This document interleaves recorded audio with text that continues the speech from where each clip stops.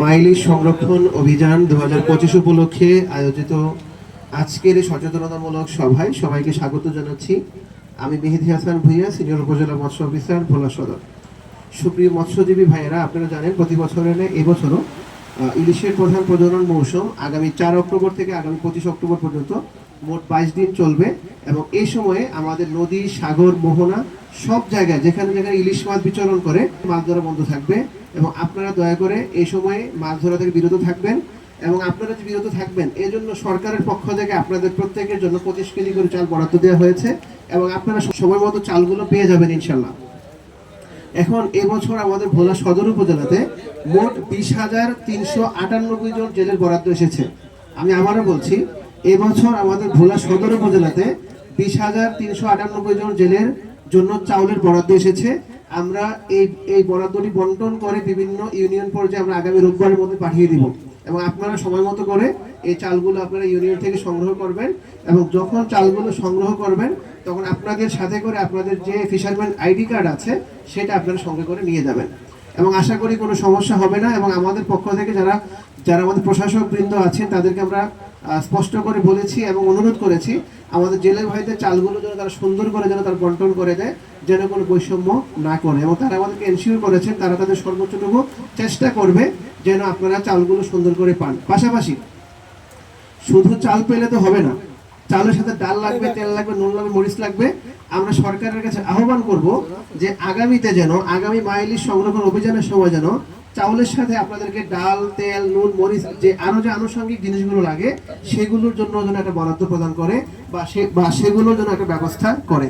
তো আমি আপনাদের সবাইকে অনুরোধ করব এই সময়ে আপনারা দয়া করে নদীতে নামবেন না, নিজেরা তো নামবেন না, পাশাপাশি যদি আপনাদের কেউ নামতে চায় তাদেরকে নিষেধ করবেন। আর যদি কেউ আপনাদের নিষেধ যদি অমান্য করে সেক্ষেত্রে প্রয়োজনীয় তথ্য দিয়ে আমাদেরকে সহায়তা করবেন। আমাদের সাথে এবছর উপজেলা প্রশাসন, কোস্টগার্ড, বাংলাদেশ পুলিশ, নৌ পুলিশ এবং বাংলাদেশ নৌবাহিনী আমাদেরকে সহযোগিতা করবে এবং আমরা আমাদের যে আগামী 22 দিন 4 অক্টোবর অর্থাৎ 3 অক্টোবর রাত 12টা থেকে আপনার 25 অক্টোবর রাত 12টা পর্যন্ত আমাদের অভিযান চলবে, ঠিক আছে? এবং এই সময়ের মধ্যে আমরা স্থলে এবং নদীতে আমাদের অভিযানগুলো পরিচালনা করে থাকব এবং আপনারা যদি আমাদেরকে সহযোগিতা করেন আপনাদের দাবি দাওয়াগুলো আমরা সরকারের কাছে পৌঁছে দেব ইনশাল্লাহ। এখন চিন্তা করে দেখুন, ইলিশ মাছ কিন্তু ভোলার জন্য অনেক গুরুত্বপূর্ণ। যদি ইলিশ মাছ না থাকে এই এলাকার মানুষের কিন্তু জীবন জীবিকা কিন্তু একেবারেই ব্যাহত হয়ে যাবে। আমার বাড়ি কুমিল্লাতে, আমি ইলিশ মাছ বছরে একবার খাবো, না খেলেও সমস্যা নাই। কিন্তু আপনাদের জন্য ইলিশ শুধু একটা মাছ নয়, ইলিশ হচ্ছে আপনাদের জীবিকার অন্যতম বাহন। আপনারা এই ইলিশ মাছ বিক্রি করে চাউল কিনেন, ডাল কিনেন, তেল, নুন, মরিচ এবং বাচ্চাদের পড়াশোনা সব কিছু, চিকিৎসা সব কিছু কিন্তু আসতেছে এই ইলিশ মাছ থেকে। তাই ইলিশ মাছ হচ্ছে আপনাদের সম্পদ, আপনারা এই সম্পদটাকে রক্ষা করতে হবে। আমরা বরং আপনাদেরকে সহযোগিতা করব। এখানে মূল কাজটা কিন্তু আপনাদের সম্পদ আপনাদেরকে কিন্তু রক্ষা করতে হবে, আমরা জাস্ট আপনাদেরকে সহযোগিতা করব, এতটুকুই, ঠিক আছে? তো আমরা আশা করব আপনাদের এই তুলাতুলি ঘাট থেকে আমরা সবাই ওয়াদাবদ্ধ হব যে আগামী 22 দিন আমরা আমাদের মা ইলিশ রক্ষা করব এবং নদী, সাগর, মোহনা থেকে যেখানে ইলিশ মাছ বিচরণ করে সেগুলো থেকে আমরা জাল পাতা থেকে আমরা বিরত থাকবো এবং মাছ আহরণ থেকে বিরত থাকবো। পাশাপাশি এখানে যে আমরা শুনেছি 7টি বরফ কল আছে, যারা আপনারা এখানে বরফ কলের সাথে সংশ্লিষ্ট আছেন সবাইকে বলে দিবেন এই কলগুলো কিন্তু বন্ধ রাখতে হবে। আসলে বরফ কল থাকলে কি হবে, আমাদের কিছু অসাধু লোক আছে তারা সেই বরফগুলো নিয়ে তারা কিন্তু মাছ ধরার চেষ্টা করবে এবং তারা মাছ কিন্তু তারা আসলে কি সংরক্ষণের ব্যবস্থা রাখবে যেন তারা ওই 22 দিনের পরে গিয়ে বিক্রি করতে পারে। পাশাপাশি আপনারা আমাদেরকে প্রয়োজনীয় তথ্য দিবেন এবং তথ্য দিয়ে সহায়তা করবেন, ঠিক আছে? আমরা আশা করব এবছর আমাদের ভোলা সদর উপজেলা মাইলিশ সংরক্ষণ অভিযান সফলতার সাথে সম্পন্ন করবে এবং বাংলাদেশের মধ্যে প্রথম স্থান অর্জন করবে। আমরা সবচেয়ে সুন্দরভাবে কাজ করতে চাই। আমরা জানি ভোলার মানুষ ভালো, অত্যন্ত সৎ মানুষ এবং আপনাদের সহযোগিতা নিয়ে ভোলা সদর উপজেলা সবচাইতে ভালো অভিযান করবে এবং সবচাইতে ভালোভাবে মাইলিশ সংরক্ষণ অভিযান সম্পন্ন করবে সেই আশা আমি ব্যক্ত করছি। আপনারা প্রত্যেকের জায়গা থেকে সহযোগিতা করবেন, কারণ হচ্ছে ইলিশ হচ্ছে আমাদের সবার সম্পদ। আমাদের সবাইকে একতাবদ্ধভাবে এই সম্পদ রক্ষা করতে হবে। এখন আপনাদের সকলের জন্য আমি সকলের সদয় অবগতির জন্য বলি, আগে কিন্তু ছিল আমাদের আইনে ইলিশ মাছ যদি কেউ নিষিদ্ধ সময় আহরণ করত তার শাস্তি ছিল আপনার সর্বোচ্চ হচ্ছে 2 বছরের জেল এবং 5,000 টাকা জরিমানা। আর এখন বর্তমানে কিন্তু সর্বোচ্চ 5 বছরের জেল এবং হচ্ছে 5 লক্ষ টাকা জরিমানা। তাই জরিমানার মাত্রা কিন্তু অনেক বেড়ে গিয়েছে।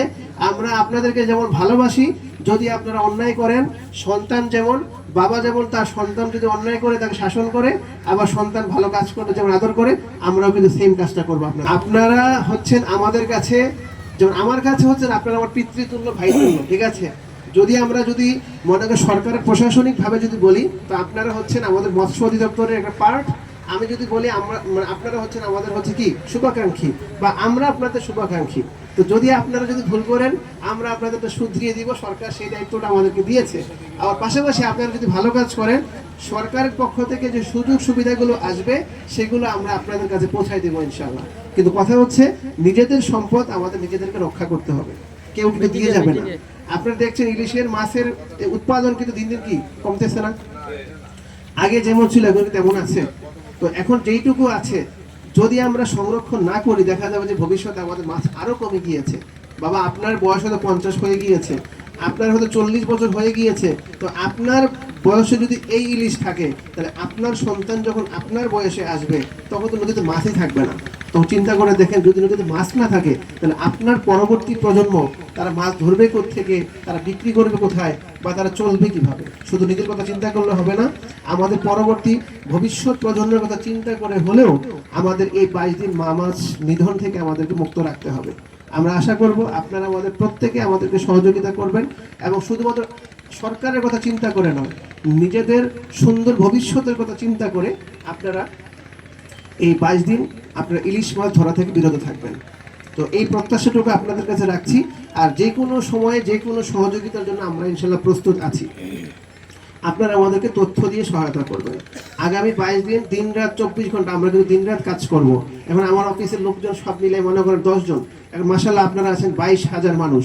এখন আমি জানি যে যখন অভিযানগুলো দেওয়া হয় তখন কিন্তু মৎস্যজীবীর বাইরেও এক ধরনের লোক আছে, তারা সুযোগ বুঝে তারা জাল নিয়ে কিন্তু নেমে পড়ে। কারণ তখন কিন্তু মৎস্যজীবীরা নামে হচ্ছে কিন্তু দুষ্কৃতিকারী, যারা সারা বছর মাছ ধরে না, সুযোগ পাইলে একটু নেমে যায় যদি কোনো বড় মাছ পাওয়া যায়। তো আপনারা ওই সমস্ত মানুষের যে কোনো তথ্য আমাদেরকে দিয়ে সহযোগিতা করবেন। আপনাদের সম্পদ আপনারা রক্ষা করবেন। জাস্ট 22টা দিন, 22 দিন পরে আপনাদের সম্পদ আপনারা কিন্তু সুদে আসলে পেয়ে যাবেন। এখন এই 22 দিনের মাছ মূল্য এভারেজে মনে করেন আপনারা দৈনিক হয়তো 1000 টাকা করে পাইতেন, বা 500 টাকা করে পাইতেন, ধরেন 11,000 টাকার মাছ আপনারা মনে করেন পাইলেন না। কিন্তু যদি 22 দিন পরে যদি আমরা ইলিশটা যদি সংরক্ষণ করতে পারি, তখন দেখা যাবে কি 22 দিন পরে আপনারা যেদিন যাবেন ওই একদিনই আপনারা 10,000 টাকার মাছ পেয়ে যাবেন প্রতিজনে। তাই সম্পদ কিন্তু দিচ্ছে আল্লাহ পাক, কিন্তু আমাদেরকে এটা রক্ষা করতে হবে। মানে আল্লাহ পাক কিন্তু বলে দেয় নাই যে তোমাকে আমি 100 টাকা দিলাম তুমি একবেলায় খেয়ে ফেলো।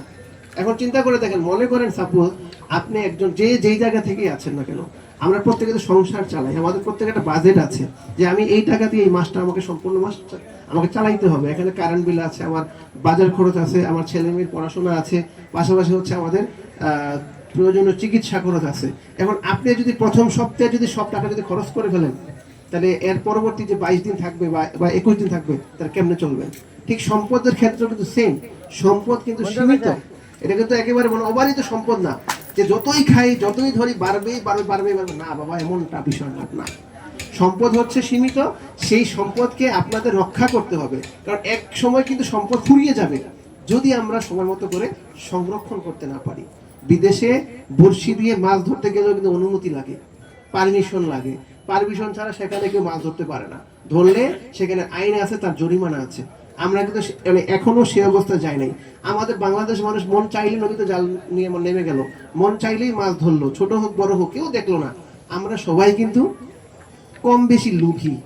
আমাদের জালে উঠলে আমরা কিন্তু কোনো মাছ ছাড়ি না, ছোট হোক আর বড় হোক, ডিমাওয়ালা হোক আর যাই হোক। আমার কথা হলো, আরে আমি যদি ছাড়া দিই তাহলে আরেকজন ধরে ফেলবে, লাভটা কি? না, আমার কথা হচ্ছে আমি আগে নিজের দোষটা চোখে দেখি। আমাদের প্রত্যেকের জালে যে ছোট মাছগুলো লাগবে আপনারা দয়া করে এগুলো ছেড়ে দিবেন যখন আপনারা ধরা শুরু করবেন 22 দিনের পরে। আবার যেটা ডিমওয়ালা হবে, আপনার কাছে মনে হচ্ছে যে মাসে ডিম ছাড়বে, বাবা একটু ছাড়েন, আল্লাহ আপনি আরেক দিন অনেক দিয়ে দিবে। কিন্তু আমরা আপনাদের কাছে কোনো অনৈতিক সুবিধা চাই না, আমরা শুধুমাত্র চাই আপনারা বাংলাদেশের আইন মেনে মাছ ধরেন, মাছ বিক্রি করেন, চলেন। আমাদের ইসলামে একটা কথা আছে, আপনারা এখানে অনেকে নামাজ পড়ে আসছেন, সেটা হচ্ছে আপনি যেই দেশে থাকেন সেই দেশের আইন মেনে চলাও কিন্তু ইসলামের নীতি। তাই যেহেতু আপনি বাংলাদেশে থাকেন, বাংলাদেশের সুনাগরিক একজন আপনি, আর বাংলাদেশ সরকার দেশের মৎস্য সম্পদকে রক্ষা করার জন্য আইন করেছে, তাই আপনাকে কিন্তু সেই আইনটা মেনে চলতে হবে। কারণ আপনাদের কাছে আমার প্রশ্ন, আজ থেকে 10 বছর আগে এই মেঘনাতে যে পরিমাণ মাছ ছিল এখন কি আছে? তাহলে আমরা যদি এখনই যদি সচেতন না হই, তাহলে আর 10 বছর পরে গেলে আরো কমে যাবে না? তাহলে এই জন্য আমাদের চিন্তা করতে হবে বাবা, এই যে ইলিশ মাছ আপনারা পাচ্ছেন না, তাহলে দায়ী কে? ইলিশ মাছ যে পাচ্ছেন না, আমরা সবাই কিন্তু এখানে কম বেশি দায়ী। কারণ আমরা কিন্তু জাটকাগুলোকে মেরে ফেলছি গত বছর। তো জাটকাগুলো যদি মেরে ফেলেন তাহলে তো আর আমাদের মাছ থেকে আসবে। তো সেই জন্য আপনাদের কাছে অনুরোধ থাকবে, যখন জাটকা সংরক্ষণ আমাদের যখন শুরু করবো আমরা, তখন আপনার বড় ফাঁসের জালটা ব্যবহার করবেন, জাটকা যেন না লাগে। জাটকাটা বাঁচতে দিলে আপনারা এখন কিন্তু বড় ইলিশ পাবেন, যেটা হচ্ছে 800 গ্রাম 900 গ্রাম 1 কেজি। আমি নিজে দেখেছি বিভিন্ন আড়ত, এই যেমন একটা আড়ত আছে এখানে, আমি নিজে দেখেছি ছোট ইলিশের হালি 400 টাকা বিক্রি হয়, 500 টাকা বিক্রি হয়, 600 টাকা বিক্রি হয়। আবার একটা ইলিশ বিক্রি হয় 3000 টাকা, 4000 টাকা। তা আমাদের টার্গেট থাকবে আমরা প্রত্যেকটা ইলিশকে 2000 টাকার করে আমরা ধরবো। ছোট ইলিশ আমরা ধরে আমাদের লস করবো না, আমাদের নিজেদের ক্ষতি করবো না। তা চিন্তা করে দেখেন, 4টা ইলিশ আপনি ধরে পাচ্ছেন 400 টাকা, আর একটা ইলিশের দাম হচ্ছে 2200 টাকা, 2300 টাকা, 2400 টাকা। তাই আপনারা ইলিশটাকে বড় করে ধরার প্র্যাকটিস করেন, তখন দেখবেন যে আমাদের ইলিশের উৎপাদন অনেক বেশি হয়ে যাবে। বাবা, ইলিশ বিক্রি টাকা কিন্তু আপনারাই নেবেন, টাকা কিন্তু আমরা দিবেন না, আমরা চাইও না আপনাদের কাছে টাকা। আমরা শুধু চাই মানে কিছু অল্প টাকা দিয়ে ইলিশ মাছ কিনে খাইতে, আর কিচ্ছু চাই না আমরা। যদি আপনারা বেশি মাছ পান, আমরা অল্প দামে একটু কিনে খাইতে পারবো, এটাই আমাদের সফলতা, আর কোনো সফলতা নাই। বাংলাদেশের গরিব মানুষরা একটু অল্প দামে ইলিশ মাছ কিনে খাইতে পারবে। দেশের মানুষ যদি 18 কোটি হয়ে থাকে, 10 কোটি মানুষ বাবা ইলিশ মাছ কিনে খাইতে পারে না। 10 কোটি কেন, আরো বেশি হবে। তাহলে ইলিশ মাছ খায় কিন্তু মানে 1-2 কোটি মানুষই কিন্তু খায়, যাদের পয়সা আছে। আর যাদের পয়সা নেই এরা কিন্তু বাবা ইলিশ মাছ কিনে খাইতে পারে না। তা আমরা চাচ্ছি, যদি আমাদের ইলিশের উৎপাদন যদি বেশি হয়, তাহলে কি হবে? আমাদের গরিব মানুষ থেকে শুরু করে, একজন রিক্সাওয়ালা ভাই থেকে শুরু করে, আমাদের দিনমজুর শ্রমিক ভাই থেকে শুরু করে, রাষ্ট্রের যত ধনী হোক না কেন, গরিব থেকে ধনী সবাই তখন ইলিশ মাছ কিনে খেতে পারবে। আমি সেই স্বপ্নটাই দেখি, যেই দিন বাংলাদেশের সকল শ্রেণী পেশার মানুষ সহজে সে ইলিশ মাছ কিনে খাইতে পারবে। তো যদি আপনারা সহযোগিতা করেন, লাভ আপনাদেরও হবে, লাভ আমাদেরও হবে, সারা বাংলাদেশের মানুষের হবে। আজকে ফেসবুকে আপনারা দেখবেন বিভিন্ন কমেন্ট করে, এই যে অভিযান দিয়ে কি লাভ, বা যে ইলিশের যদি উৎপাদন বাড়ে আমাদের লাভ কি, আমরা তো কিনে খেতে পারি না। আমি সেখানে পাল্টা কমেন্ট করি যে ঠিক আছে আপনি কিনে খেতে পারেন না, কিন্তু এই ইলিশ মাছ বিক্রি করে আমাদের লক্ষ লক্ষ জেলে ভাইদের সংসার চলে। যদি ইলিশ যদি ধ্বংস হয়ে যায়, তখন কিন্তু এই ভাইদের সংসার চলবে না।